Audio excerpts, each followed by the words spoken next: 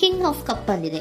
ನಮ್ಮ ಲವ್ ಲೈಫಿನ ವಿಚಾರದಲ್ಲಿ ಬ್ಯಾಲೆನ್ಸ್ ಅನ್ನ ಮಾಡಬೇಕು ಅನ್ನುವಂತಹ ಆಲೋಚನೆಯಲ್ಲಿರುವಂತಹದ್ದು ನಿಮಗೆ ರೆಪ್ರೆಸೆಂಟ್ ಆಗ್ತಾ ಇದೆ. ಎಮೋಷನಲ್ ಆಗಿ ನೀವು ತುಂಬಾ ಯೋಚನೆಯನ್ನ ಮಾಡ್ತಾ ಇರುವಂತಹದ್ದು, ಒಂದು ಬ್ಯಾಲೆನ್ಸ್ ಇರಬೇಕು, ಒಂದು ರೀತಿಯ ಸ್ಟೇಬಲ್ ಆಗಿರ್ಬೇಕು ನನ್ನ ಲವ್ ಲೈಫು ಅನ್ನುವಂತಹ ಆಲೋಚನೆಯನ್ನ ಮಾಡ್ತಾ ಇರುವಂತಹದ್ದು ರೆಪ್ರೆಸೆಂಟ್ ಆಗ್ತಾ ಇದೆ. ರೀಡಿಂಗ್ ಅನ್ನ ಶುರು ಮಾಡೋಣವಾ? ಓಕೆ. ಇನ್ ಪಾಸ್ಟ್ ಅಲ್ಲಿ ನಾನು ಇವಾಗ ರೀಡಿಂಗ್ ಅನ್ನ ತಗೋತಾ ಇರೋದು ಯಾವ್ದು ಗೊತ್ತಾ? ಸೊ ಪಾಸ್ಟ್ ನ ಬಗ್ಗೆ ಮತ್ತೆ ನಿಮ್ಮ ಲವ್ ಲೈಫಿನ ಪಾಸ್ಟಿನ ಬಗ್ಗೆ, ಅಟ್ ಪ್ರೆಸೆಂಟಿನ ಬಗ್ಗೆ, ಹಾಗೇನೆ ಇಮಿಡಿಯೇಟ್ ಫ್ಯೂಚರಿನ ಬಗ್ಗೆ ನಾನು ರೀಡಿಂಗ್ ಅನ್ನ ತಗೋತಾ ಇರೋದು. ಓಕೆನಾ? So bottom of the duck ಅಲ್ಲಿ ಏನಿತ್ತು? So bottom of the duck ನಿಮ್ಗೆ ಏನ್ ಬಂದಿತ್ತು? ಭಾವನಾತ್ಮಕವಾಗಿ ಯೋಚನೆ ಮಾಡುವಂತಹದ್ದು, ಒಂದು ರೀತಿಯ ಸ್ಟೇಬಲ್ ಆಗಿ ಇರಬೇಕು, ಬ್ಯಾಲೆನ್ಸ್ ಅನ್ನ ಮಾಡಬೇಕು ನಮ್ಮ ಲವ್ ಲೈಫಿನಲ್ಲಿ ಅನ್ನುವಂತಹ ಆಲೋಚನೆಯನ್ನ ಮಾಡ್ತಾ ಇರುವಂತಹದ್ದು ಕಿಂಗ್ ಆಫ್ ಕಪ್ಸ್ ನಿಮ್ಮ ಬಾಟಮ್ ಆಫ್ ದ ಡಕ್ ಅಲ್ಲಿ ಬಂದಿತ್ತು.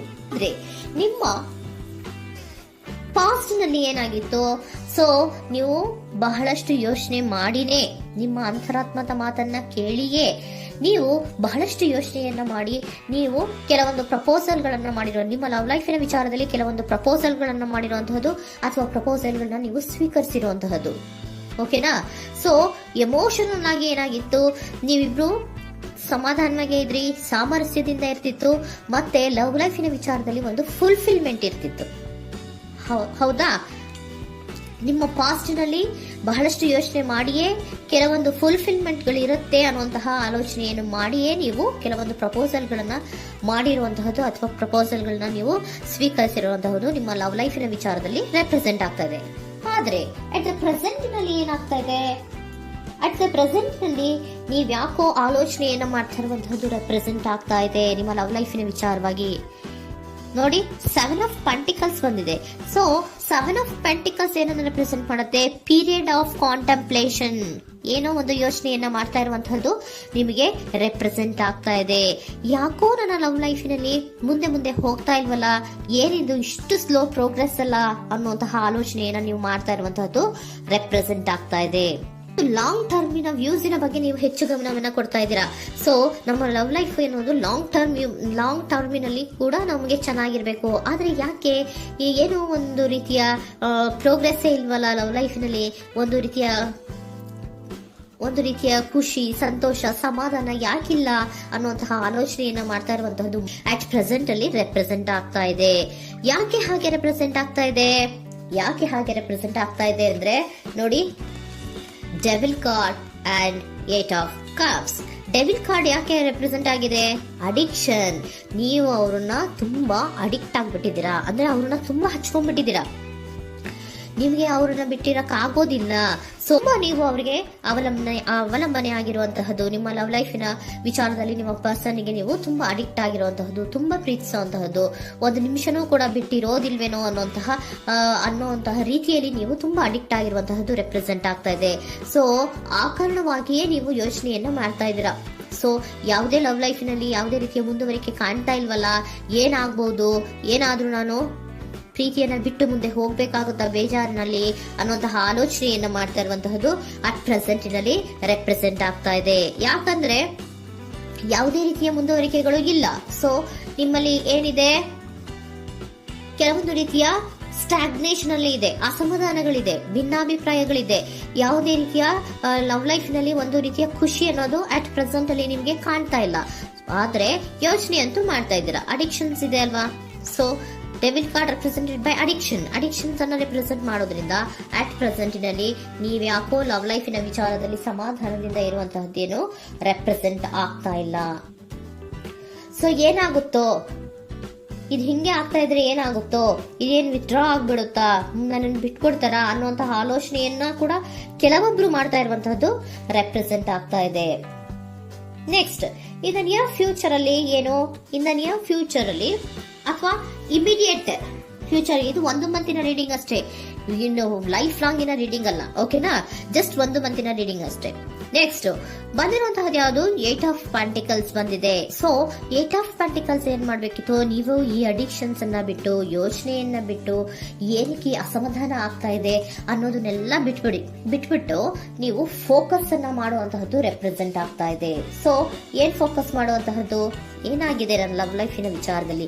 ಎಲ್ಲ ಚೆನ್ನಾಗೇ ಇತ್ತಲ್ಲ ನೋಡಿ, ಪಾಸ್ಟ್ನಲ್ಲಿ ನಿಮಗೆ ಚೆನ್ನಾಗೇ ಇತ್ತಲ್ಲ, ಯೋಚನೆ ಮಾಡಿನೇ ತಾನೇ ನೀವು ಲವ್ ಲೈಫಿನಲ್ಲಿ ಪ್ರಪೋಸಲ್ಗಳನ್ನ ಸ್ವೀಕರಿಸಿದ್ದು, ಮತ್ತೆ ಅಲ್ಲಿ ಫುಲ್ಫಿಲ್ಮೆಂಟ್ ಇರುತ್ತೆ ಅಂತ ತಾನೇ ನೀವು ಸಮಾಧಾನವಾಗಿ ಪ್ರಪೋಸಲ್ಗಳನ್ನ ಸ್ವೀಕಾರ ಮಾಡಿದ್ದು. ಆದ್ರೆ ಪ್ರೆಸೆಂಟಿನಲ್ಲಿ ಕೆಲವೊಂದು ರೀತಿಯ ಭಿನ್ನಾಭಿಪ್ರಾಯಗಳು, ಕೆಲವೊಂದು ರೀತಿಯ ಅಡಿಕ್ಷನ್ಗಳು, ಕೆಲವೊಂದು ರೀತಿಯ ಯೋಚನೆಯನ್ನ ಮಾಡ್ತಾ ಇರುವಂತಹದ್ದು ರೆಪ್ರೆಸೆಂಟ್ ಆಗ್ತಾ ಇದೆ. ಅಟ್ ಪ್ರೆಸೆಂಟಿನಲ್ಲಿ ನೀವೇನು ಸಮಾಧಾನವಾಗಿ ಲವ್ ಲೈಫಿನಲ್ಲಿ ಇಲ್ಲದೆ ಇರುವಂತಹದ್ದು ರೆಪ್ರೆಸೆಂಟ್ ಆಗ್ತಾ ಇದೆ.